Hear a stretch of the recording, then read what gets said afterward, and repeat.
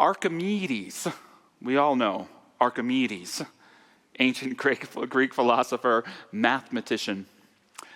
He said, "Give me a place to stand and I will move the earth." Give me a place to stand and I will move the earth. It reminds me of the other mystical phrase, "Be in the world, but not of it." It speaks to this idea that there are qualities of the Spirit, divine qualities, that exist in this world, but also beyond it. And when we learn to stand in them, they move the earth. They change our worlds. Plato referred to these as the ideal forms: truth, love, beauty, goodness. We see them expressed in nature. We see them expressed in people that we love, but these things that express them, they can't contain them fully. They're bigger than that, and they're more real than anything. Ernest Holmes, our founder, referred to these at times as the divine ideas. He said, "We must know that the doorway of opportunity is never closed. We are always receptive to the divine ideas. It is never too late for us to manifest opportunity. It is never withheld from us for a single moment. There is no sense of limited or restricted opportunity."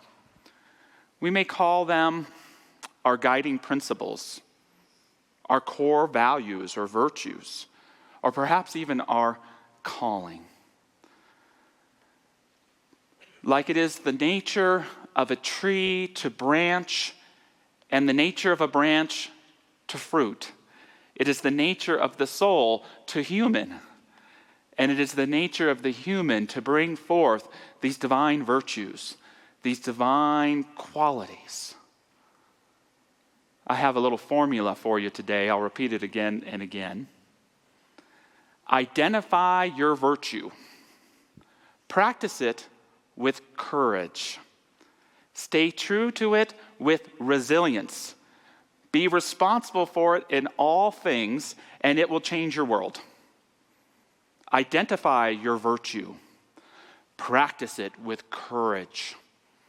Stay true to it with resilience, and be responsible to it in all things, and it will change your world.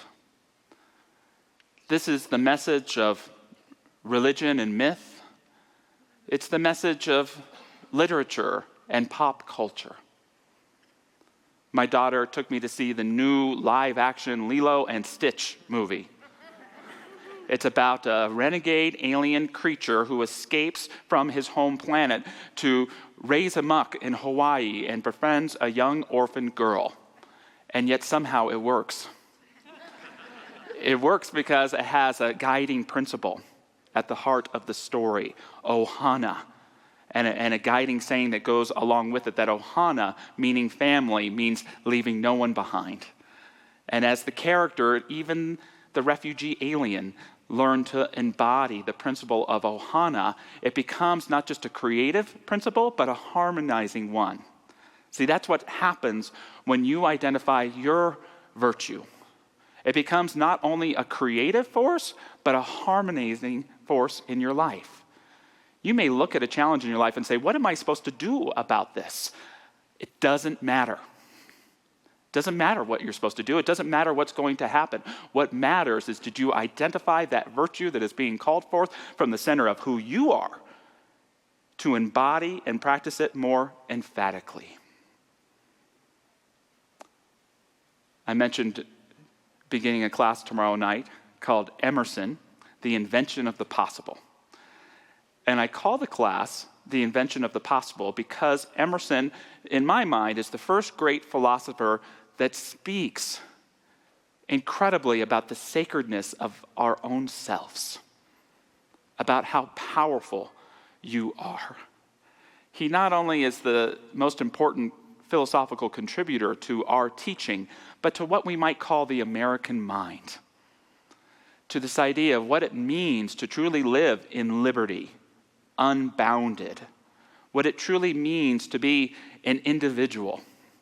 He shares things like, trust thyself. Every heart vibrates to that iron strong. Accept the place the divine providence has found for you, the society of your contemporaries, the connection of events. Great ones have always done so and confided themselves childlike to the genius of their age, betraying their perception that the eternal was stirring at their heart, working through their hands, predominating in all their being. Emerson believed in government only in the sense of when it understood that liberty and freedom are the rights of the individual. He liked the church, but he preferred nature as that which teaches us the nature of the sacred. He believed in educational systems, but he believed that each of us should create our own universities to learn from this thing called life. Both to make a little fun of Emerson and also to express his point, in the 19th century there was the following image that ran through newspapers across the world, bringing up what Emerson would say in the first book he wrote. I always said if I ever get a tattoo, it's going to be this eyeball dude, by the way.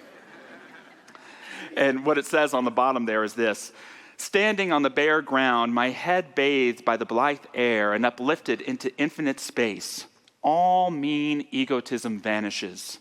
I become a transparent eyeball. I am nothing. I see all. The currents of the universal being circulate through me. I am part or parcel of God. Emerson's virtue is self, capital S self. It takes humility to recognize the divinity within ourselves. But when you stand in it, watch out, world. When you stand in it, watch out, world, because things begin to transform. Identify your virtue. Practice it with courage. Stay true to it with resilience. And be responsible for it in all things, and you will change your world. One individual who was influenced by Emerson was Frederick Douglass, a man who had to purchase his citizenship, but who transcended the meaning of what it meant to be a citizen in the United States. He had this great gift of praising America and criticizing her at the same time. He shared, in thinking of America, I sometimes find myself admiring her bright blue sky, her grand old woods, her fertile fields, her beautiful rivers, her star-crowned mountains. But my rapture is soon checked. My joy is soon turned to mourning when I remember all that is cursed with the infernal spirit of slave-holding. When I remember that with the waters of her noblest rivers, the tears of my brethren are borne to the ocean, and that her most fertile fields drink daily of the warm blood of my outraged sisters, I am filled with unutterable loathing. America will not allow her children to love her. Douglass's favorite lecture to give was inspired by Emerson's self-reliance. It was called Self-Made Man. And in it he shares, we have as people no past and very little present, but a boundless and glorious future. Here was a man granted by his country no dignity, no freedom, who embodied what dignity and freedom meant in a way that changed the consciousness of the country and led to emancipation, something that we celebrate in this new holiday called Juneteenth this week. Another person Emerson's mind influenced was a woman named Margaret Fuller. I'm going to talk more about her at our 4th of July service. But she was almost certainly the most brilliant individual of the 19th century. She was Emerson's intellectual equal in so many different ways, and yet her intellect was seen as a fault because of the way that women were in society. To be too smart, you're not going to get yourself a husband. And inspired by Emerson's message of nonconformity, of embracing the truth of self, she wrote a beautiful book called Woman in the 19th Century, where she talked about the importance of women owning their intellect, owning their nature, and practicing it ferociously in life. Let every woman, she said, who has once begun to think, examine herself. She began to articulate that marriage could mean something that didn't involve chattel, but she shared that it can be a pilgrimage towards a common shrine, of equality. She shared about her own person. I stand in the sunny noon of life. What concerns me now is that my life be a beautiful, powerful, in a word, complete life. And her work would inspire Anthony and so many others to not only lead towards women's suffrage, but to the female voice, the female spirit, helping to guide individuals here in our country and beyond. What a powerful virtue to stand in. Identify your virtue. Practice it with courage. Stay true to it with resilience and be responsible to it in all things, and you can change the world. You can transform your life. Emerson wrote an essay called The Poet. And in The Poet, he calls for a new American voice. Here we are in this new country trying to understand what democracy means and what it means to live in freedom. And one person who read and was inspired by that essay was Walt Whitman. Walt Whitman would create a collection of poetry entitled Leaves of Grass that would become known not only as the greatest piece of American literature, but perhaps of poetry in all the world. He came forward. He'd been writing his whole life. One of the legends is he called it Leaves of Grass because he had been writing all these little scraps of poetry and then putting it together. And his core piece in Leaves of Grass is a poem called Song of Myself. And you'll hear a lot of our philosophy in what he says. He says, I hear and behold God in every object, yet I understand God not in the least, nor do I understand who there can be more wonderful than myself. Why should I wish to see God better than this day? I see something of God each hour of the 24 and each moment then. In the faces of men and women I see God, and in my own face in the glass, and in cell phones ringing. I had that. I find letters from God dropped in the street, and everyone is signed by God's name. And I leave them where they are, for I know that others will punctually come forever and ever. In the mystical gospel of Thomas, which was a gospel that wasn't included in the New Testament, Jesus says, who do you say I am? And Thomas answers, my Lord, my tongue cannot even begin to utter what thou art like. And Jesus pulls Thomas aside and he whispers divine secrets in his ear. And Thomas comes back to the other disciples and they say, what did Jesus tell you? He said, if I told you, I would burn and you would stone me. And it makes me think that perhaps Jesus revealed to Thomas his own divinity, the truth that he was part and parcel of the divine, that he was a child of God. And in our philosophy, we only come to this realization through great humility. I will never say I am God. What we say is we are expressions of the divinity. And when you can know your preciousness is your virtue, when you can make your virtue the possibility that rests within you and only exists because it has been implanted in you by a divine presence and power, when you can identify the sacred within your own being and live from just that, not only can you live a great life, but you can be that presence that brings forth the virtues that our loved ones, our communities, our country, and more need to build harmony on this earth. That's how powerful you are. That's how sacred you are. That's how deep the possibility of all of life is entwined in your very DNA. And when we can acknowledge that truth and, yes, stand in it, we can move the earth. Identify your virtue. Practice it with courage. Stay true to it with resilience and be responsible to it in all things. Courage, resilience, responsibility, these are virtues within themselves, but they're the key virtues, I believe, for bringing forth that virtue that you stand in. Speaking of courage, I'm so proud to say that the most courageous people I know are my kids. The most courageous people I know are my children. It's a little over a month back. It's Saturday morning, and Nancy's looking at her bike, and she says, Dad, I know those wheels come off. Let's take them off. And we go outside, and 15 minutes later, this happens.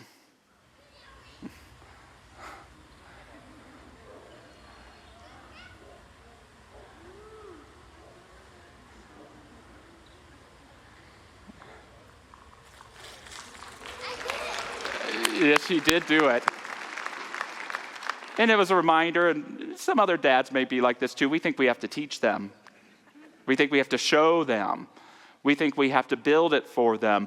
No, we just have to create the space. I didn't teach her anything. I just took the wheels off the bike and stood there. That's how courageous our kids are. My child just graduated kindergarten, and it was a terrifying experience for me. Terrifying. Do you know how much courage it takes to go to kindergarten and a new school?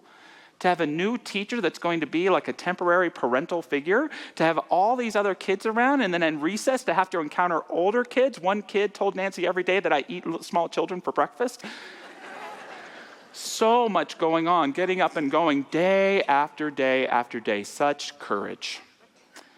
2 years ago, my biggest concern about my son is that if he would remember to turn the oven off when he cooked his chicken pot pie at midnight. Now he's bought a one-way ticket to Asia. Or he's buying a one-way ticket to Asia. No return flight because he just doesn't know when he's going to come back. Sorry. Here's this young man who grew up in this COVID time, where he couldn't even go to school, where you're begging him to run away from home. Just break out, just one night. Here he is living this courageous life, traveling, knowing who he is and knowing what he wants, standing in his virtue with such courage and clarity. It is an inspiration to me. Practice your virtue with courage. It will not let you down. Our fears are paper tissue thin, and a single courageous act will help us walk right through them, said Brendan Behan. Resilience. It's not that the world is testing you or creating challenges for you to grind you down. What the world needs is your virtue, and it will do whatever it takes for you to bring it forth with greater clarity. The resilience is recognizing the virtue as I know it now, it's even bigger than I think it is. Love, I think I know it, guess again. Peace, think I know it, guess again. Joy, think I've experienced it, guess again. Life will continue to provide us with opportunity after opportunity to engage with, to understand, and to bring forth that virtue that we've grounded ourselves in. And that virtue is your divine birthright to bring forth. Resilience. Frederick Douglass was a black man living in America. He had to buy his own citizenship.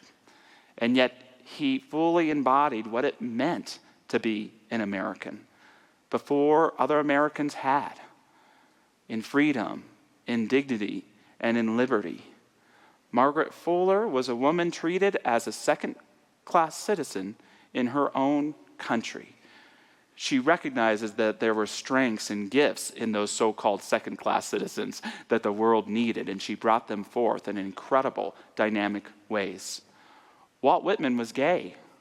He was gay and proud, but he lived in a time where you did not talk about it. It was illegal. And yet, he brought forth this beautiful voice that defined what it meant to be a human being like nobody had before. And what I would say to you is you are that powerful. Stay resilient and true to your virtue. And it doesn't matter what happens. Wherever you follow it, it will grow. As you take care of your virtue, it will take care of you in return. Lastly, responsibility.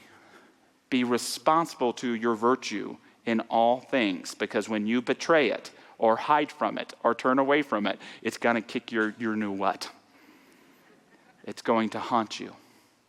Because that virtue, the spiritual truth, is it's who you are. It's more who you are than the name you were given. It's more who you are than the clothes that you wear. It's more who you are than the job that you do. You are this virtue. And when you are responsible to it, it helps you realize who you really are.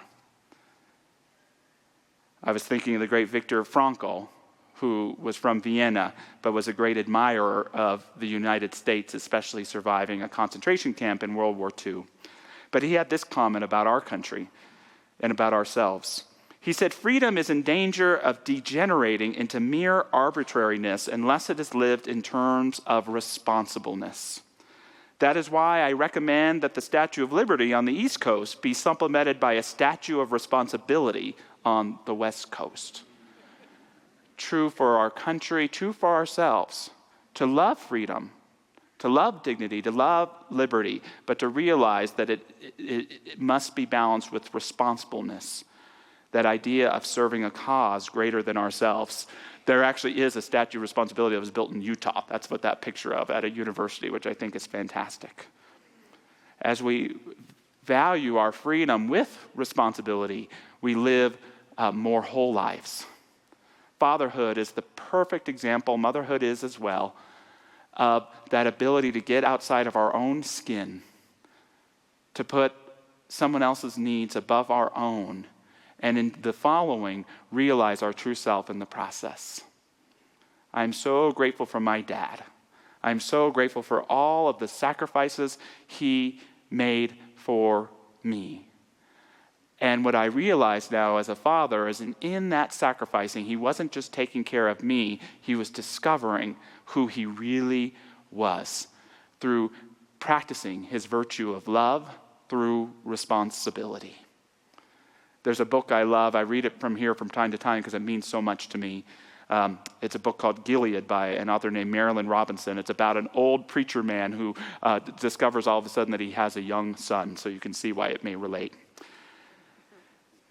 And in the book it says, there's a shimmer on a child's hair in the sunlight.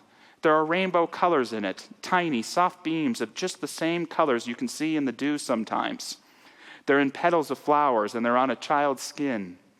Your hair is straight and dark, and your skin is fair. I suppose you're not prettier than most children. You're just a nice-looking boy, a bit slight, well-scrubbed and well-mannered. All that is fine, but it's your existence I love you for mainly. Existence seems to me the most remarkable thing that could ever be imagined. I'm about to put on imperishability in an instant, in the twinkling of an eye. For many of us, it's in fatherhood or in motherhood that we discover and become who we really are. Because we begin to see not just this expression of who we are, our children, but these independent beings that help us know ourselves better than our own internal dialogue and even experiences. Responsibility, practicing your virtue with responsibility, means seeing yourself outside of your own skin as part of an organic and beautiful whole. I'd never have believed I'd see a wife of mine doting a child of mine. It still amazes me every time I think of it. I'm writing this in part to tell you that if you ever wonder what you've done in your life, and everyone does wonder sooner or later, you've been God's grace to me. A miracle, something more than a miracle. You may not remember me very well at all, and it may seem to you to be no great thing to have been the good child of an old man in a shabby little town you will no doubt leave behind. If only I had the words to tell you. So going into prayer this morning, inviting any of our prayer practitioners who'd like to stand to join me. And I just invite us into that place of heart. Heart being that metaphorical word that speaks to something so real and true, our own center, our spiritual center. And the divine contradiction of the heart is that it is filled with love, and yet it is also open space. Our heart is filled with the love of the masters and of the ages, a primordial love that is now and forevermore, and yet our heart is also empty, sacred space. It is sacred ground. And in the fullness of love, I invite us to ask ourselves the question, what is being called to emerge into the space of my heart right here and right now today? What is this quality of spirit that seeks to be born and birthed into every aspect of my experience? This quality of being that is the next key to being the best version of who I am. Whatever this virtue is, you don't have to define it fully. Just identify its presence. May we commit to practicing this virtue with great courage, knowing that courage is simply choosing to be our authentic and true self and letting any version of ourselves that is not in alignment to get out of the way. choosing in this moment this virtue that has been called forth in our heart, I know it gives us all the resilience we need. That any challenge that we may be facing right now is simply that which is calling forth this virtue to be known and to be demonstrated. And as we demonstrate this virtue, the rest will take care of itself. Lastly, being responsible to this virtue. We care for it as it cares for us. We are an example of it for others. It holds us in integrity and in harmony, and it produces the best life for ourselves and for our loved ones right here and right now. Giving thanks for this virtue, giving thanks for knowing that we are human beings transparent to the sacred, and that as we continue to open ourselves wider and wider, the gifts of the Spirit make themselves known in our hearts, in our minds, in our relationships, in all the aspects of our lives, a beautiful golden weaving of wholeness, of spirit, of depth, of genius, and of great joy. We let it be, we let it become, and so it is. Amen.